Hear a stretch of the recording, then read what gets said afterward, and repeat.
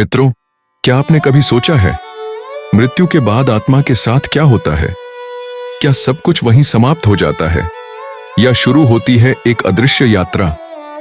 आज हम आपको गरुड़ पुराण की उस रहस्य भरी राह पर ले चलेंगे जहां आत्मा जन्म लेती है, जीवन भोगती है और फिर अपने कर्मों का फल पाती है।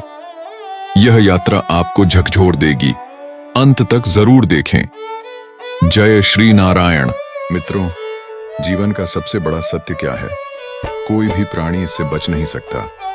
लेकिन क्या आपने कभी सोचा है कि मृत्यु के बाद आत्मा के साथ क्या होता है? क्या सब कुछ यहीं समाप्त हो जाता है? गरुड़ पुराण में इसका रहस्य विस्तार से बताया गया है। यह पुराण हमें जन्म से लेकर मृत्यु और फिर पुनर्जन्म तक की अदृश्य यात्रा का दर्शन कराता है। आज हम उसी रहस्यमयी यात्रा पर चलेंगे जहां आत्मा गर्भ में प्रवेश करती है, जीवन के कष्ट सहती है, फिर मृत्यु के बाद यमलोक जाती है और फिर पुनः जन्म लेती है। अध्याय 1, मनुष्य योनि। सबसे दुर्लभ और सबसे कष्टकारी पद्म पुराण के अनुसार इस मृत्यु लोक में 84 लाख योनियां हैं। उनमें से केवल एक है मनुष्य योनि, जिसमें बुद्धि, विवेक और धर्म का पालन करने की क्षमता होती है। लेकिन इसी योनि को सबसे अधिक कष्टकारी भी कहा गया है।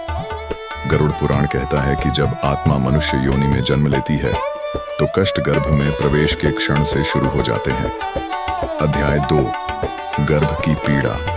ईश्वर की इच्छा से आत्मा एक पुरुष के वीर्य में प्रवेश करती है।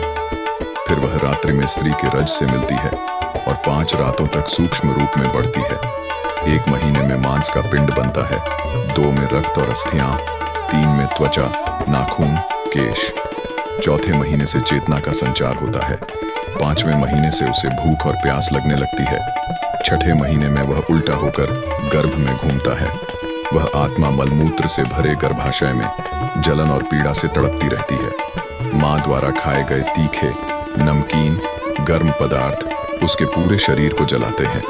कोमल त्वचा बार बार गर्भ की दीवारों से कटती है। वह जीव पीड़ा में कराहता है, बेहोश होता है और बार बार भगवान को पुकारता है।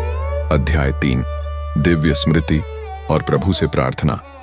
भगवान की कृपा से गर्भस्थ जीव को कुछ समय के लिए अपने पूर्व जन्मों की याद आती है। वह देखता है कि कैसे उसने पिछले जन्मों में पाप किए, लोभ में अंधा हुआ, माता पिता का अपमान किया और धर्म से विमुख हो गया।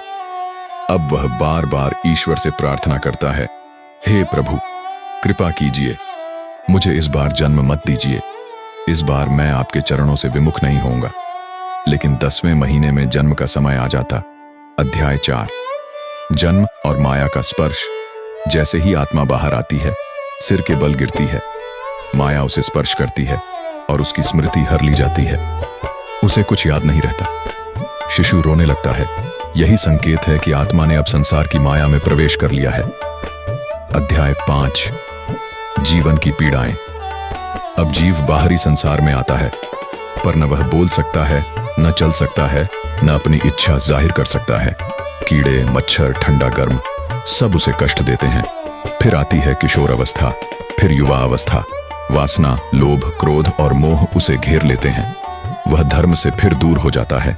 जिसने जन्म से पहले भगवान से वादा किया था, वह सब भूल जाता है। अध्याय 6, मृत्यु और आत्मा का शरीर से निकलना। फिर एक दिन में मृत्यु आती है। आत्मा शरीर से बाहर निकलती है।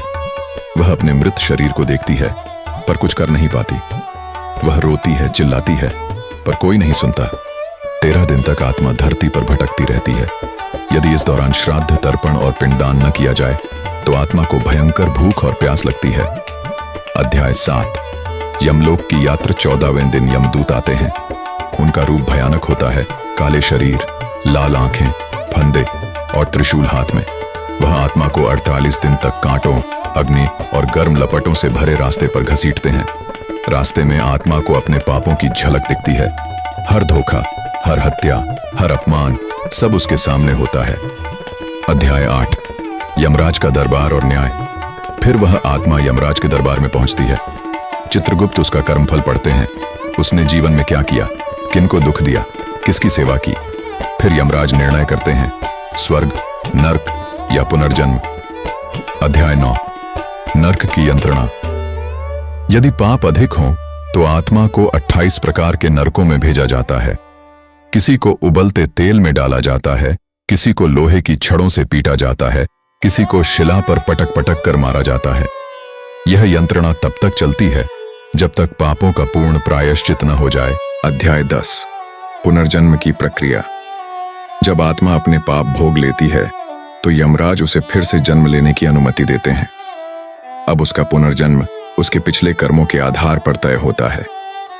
जिसने पशुओं की हत्या की वह पशु बनता है, जिसने लोभ किया वह भूखा और दरिद्र बनता है, जिसने माता पिता का अपमान किया वह तिरस्कृत जीवन पाता है। फिर वही आत्मा किसी पुरुष के बीज में प्रवेश करती है, फिर किसी स्त्री की कोख में जाती है, और वही गर्भ की पीड़ा, वही स्मृति, वही माया का चक्र सब फिर शुरू हो जाता है। मित्रों, मानव योनि अत्यंत दुर्लभ है। यह जन्म मुक्ति का द्वार है।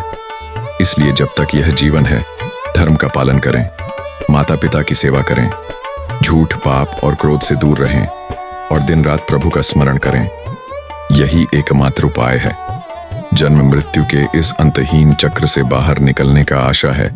आपको यह ज्ञानवर्धक कथा पसंद आई होगी। हमारी विनती है कि आप कमेंट में जय श्री नारायण लिखकर ईश्वर के प्रति अपनी श्रद्धा प्रकट करें। मित्रों, जीवन अनमोल है और मृत्यु बस एक पड़ाव।